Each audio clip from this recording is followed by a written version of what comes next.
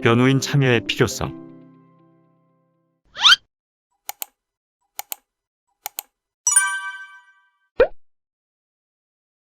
최근 구속영장 실질심사 절차에 출석해 구속영장 청구 기각 결정을 받을 수 있도록 도와달라는 요청을 받았습니다. 이 의뢰인은 상대방의 부당한 협박과 감금에 대항해 1인 시위를 계속하는 중이었는데 그 과정에서 몸싸움이 발생했고 상대방의 경찰 신고로 수사가 시작되었다고 합니다. 수사기관은 신고자의 진술에만 집중하여 상습적인 폭행, 건조물 침입, 명예훼손 등의 혐의로 저희 의뢰인에 대한 구속영장 청구를 했습니다. 그러나 의뢰인께서 설명해 주신 사실관계를 듣고 나니 수사 과정에 과잉 수사가 있었던 것으로 보였고 구속영장 실질심사 절차에서 판사에게 그런 사정을 충분히 소명한 결과 구속영장 청구 기각 결정을 받았습니다. 수사 관련 드라마와 영화를 좋아하시나요?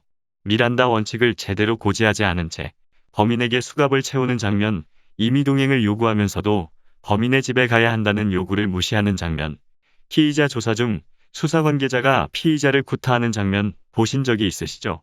영화나 드라마를 보다 보면 위와 같은 수사 장면이 등장합니다. 위와 같은 경우는 모두 위법한 수사에 해당합니다. 수사 과정에서 인권 침해의 위험이 어느 정도는 있을 수밖에 없습니다. 수사기관은 범인을 검거하는 것만이 사회정의를 실현하는 것이라고 믿는 경향이 있기 때문입니다. 수사기관이 정당한 정의감을 가지고 있는 것은 매우 긍정적이지만 문제는 그 과정에서 과잉 수사가 나타날 수 있다는 것입니다. 만약 수사 과정에서 무고한 사람을 범인으로 지목하거나 부당한 증거를 수집해서 구속 등 강제 수사를 하게 되면 설사 그 이후에 구제되더라도 실질적으로 완전한 원상회복이나 보상을 받기가 어려운 것이 현실입니다. 게다가 수사가 점점 진행될수록 수사 과정에서 일어난 잘못된 부분을 바로잡기가 더욱 힘들어집니다.